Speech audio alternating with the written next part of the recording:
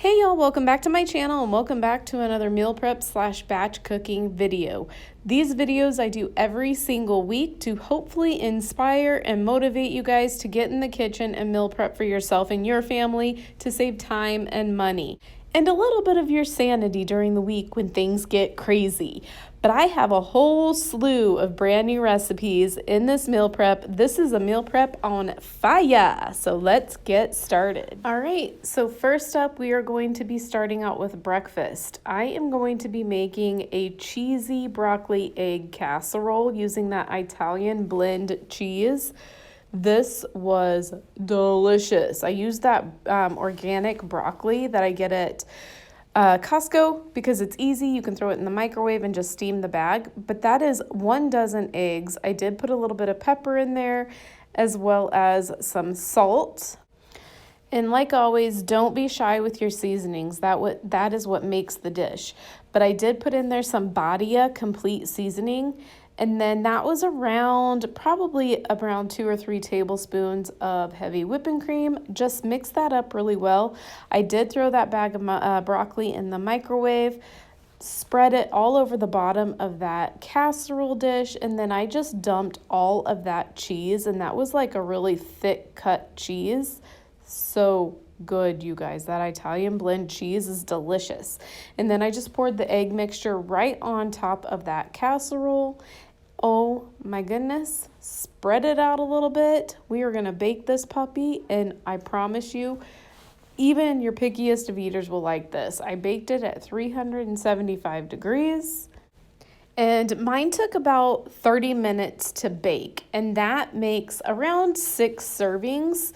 So that is perfect. My husband took it to work, and then what was left over, myself and the kids ate up on that stuff. Holy cow. I promise you, this is going to be a hit in your family. And even kids that don't like broccoli, the cheese almost kind of covers up the broccoli. You could even cut the broccoli a little bit smaller if your family's going to be like, that's some big broccoli in there. Next up, I'm going to make some chili. I have been craving chili, and I just kind of took some of the vegetables that I've had in my fridge and I needed to use up. So I had zucchini, peppers, and some celery in my fridge. I like to throw green chilies in there, rotel, chili powder, cumin, salt and pepper, and then bone broth. And then I'm going to use that fancy dancy Kitchen Mama can opener to open those cans. They kindly sent me that to try it out, and I love it. That is 2 pounds of ground beef that I already cooked up, and then I just threw all the vegetables right up in there with that ground beef, as well as the rotel. And then I love garlic in anything. I forgot to show garlic in the picture, but I threw a tablespoon of garlic, that can of diced chilies, and I am going to add in my seasonings. I like to go in with a decent amount of salt because with that much ground beef and that much filling, you're gonna want a lot of seasonings. So that was a pretty large tablespoon of chili powder, and then however much chili powder I use about half the amount of cumin. And then when it comes to your beef broth, that just depends on you guys. That I like my chili a little bit thicker, so that's about how much beef broth I used. I would probably, if I were to guess, I would say that's probably like 1.5 cups to 2 cups, but you can always judge that on your own and how thick you and your family like it. But that is how we like ours, and I love putting vegetables into my chili, or I should say sneaking vegetables into my chili. Next up, I'm going to be making Fajitas Soup. This is a brand new recipe, and I'm going to be making this in the crock pot. Love me some crock pot meals because the crock pot can be your best friend. So that is 3 large chicken breasts that I already cooked in the crock pot. I threw those in the crock pot overnight, and the juices that it made, I just kept those. And then I went ahead and threw in that onion, the green peppers. I did chop them. I'm going to go in with seasonings. So I'm going to put in there some sea salt. I'm adding the garlic. And then I'm going to add that taco seasoning, that package of taco seasoning. That is Dirty Keto, just an FYI. A can of Rotel, 2 cans. And then I am also going to go in with 1 tablespoon of butter. I just kind of threw it in there. And then 6 ounces of cream cheese. I did cut that up into cubes and threw that in there as well, because literally it's a crock pot meal and we are just throwing stuff in. That is a 1/2 cup of heavy whipping cream. I just gave that a really good stir. And again, crock pot, you throw the lid on, you let the crock pot do the work. It's God sent. I put it on high and it only took about 4 hours, not even 4 hours, like 3 hours, because the chicken was already cooked. And I just shredded up the chicken. I left them kind of in bigger chunks, but that is what it looks like. I left all the peppers and the onions all in big chunks. This was delicious. It was really good. It hit the spot. Next up, we're going to be making crock pot sugar-free barbecue pulled chicken. So that is a 1/2 cup of water. And then I also added in 1 cup of sugar-free ketchup, as well as all the seasonings. So we're going to be putting in there paprika, onion powder, cumin, salt, pepper. And I will have all these recipe links in the description box below, so you can just go down there and follow the recipes and get all of the ingredients and the measurements. But that was around a teaspoon of maple extract. And then we are also adding a little bit of stevia. And I did add in 1 tablespoon of cocoa powder. I just gave that a really good mix, and I'm just using these boneless, skinless chicken thighs that I got at Walmart. You can use whatever your chicken of choice is, but I just kind of shoved them into the sauce, and again, the crock pot is going to do the work. I love it. I did this actually in the evening, and then by morning it was done. So threw the lid on there. I just put it on low since I was going to be leaving this overnight. And then the next morning, it looked like it was going to be runny, but I just took my little meat masher there, and that's how I shredded the chicken. But it actually wasn't runny at all. It turned out perfect. And that was a humongous hit with my entire family. That was actually very, very delicious. If you and your family love barbecue pulled chicken, definitely give this recipe a try, because it's not going to let you down.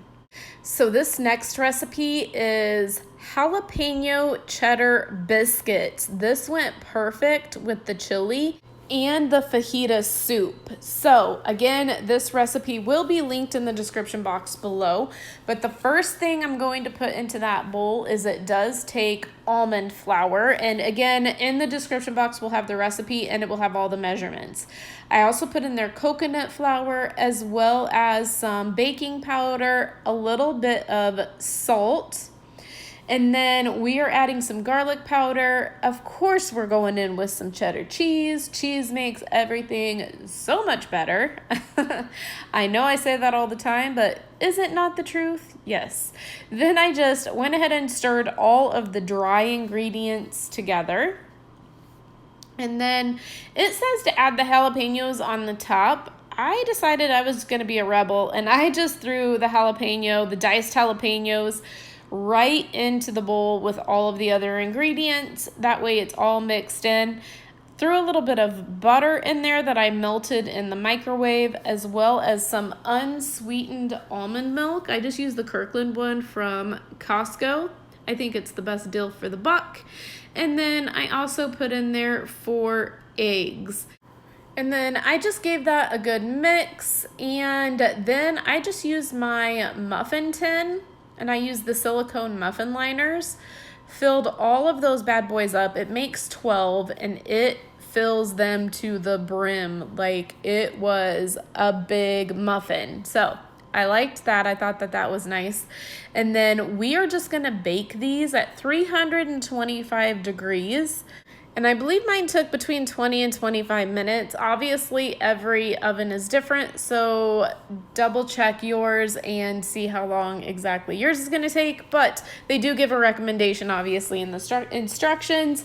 These were delicious. So good. The jalapeno and the cheddar together was perfect. Like I said, this was a great side dish to put with that chili and the fajita soup.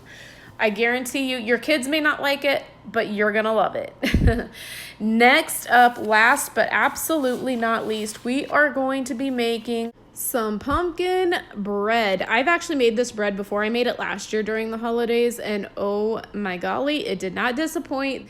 So I decided to make it again, and I love recipes that mix almond flour and coconut flour. To me, those are the best recipes, but it takes 2 cups of almond flour, a half a cup of coconut flour.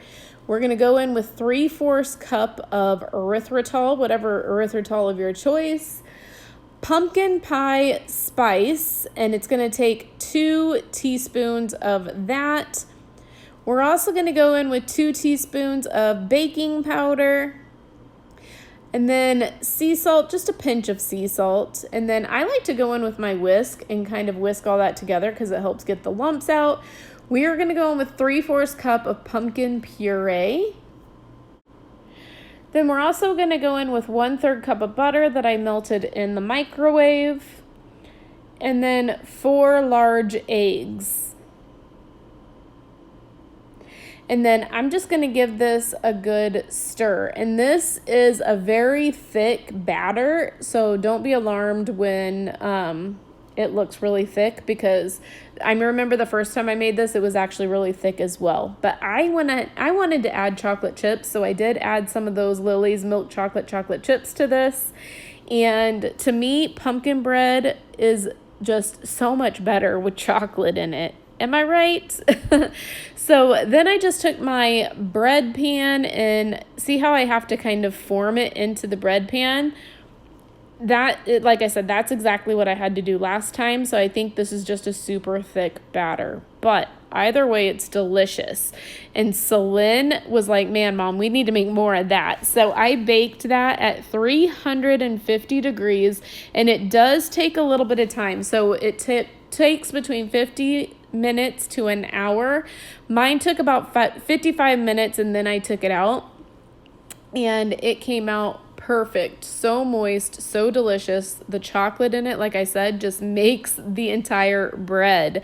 But all these links you will find in the description box. Your family's going to love these recipes. All right, so that is going to conclude this week's meal prep. I hope you guys try some of these recipes, because none of these recipes let our family down. And I hope you and your family enjoy them as much as we did. So definitely follow me on Instagram. I will leave my Instagram handle in the description box below. Tag me, let me know what you're meal prepping, or let me know if you made any of these recipes and how you liked them. And again, I just hope it gave you new ideas, so that way the keto lifestyle doesn't get boring on you, because keto can be far from boring. But I think that's all I have for you guys.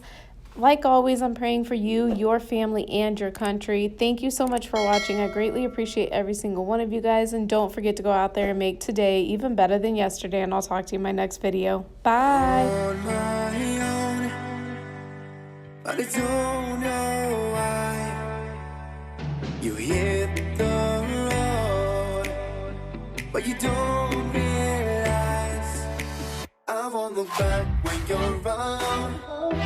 I won't think twice when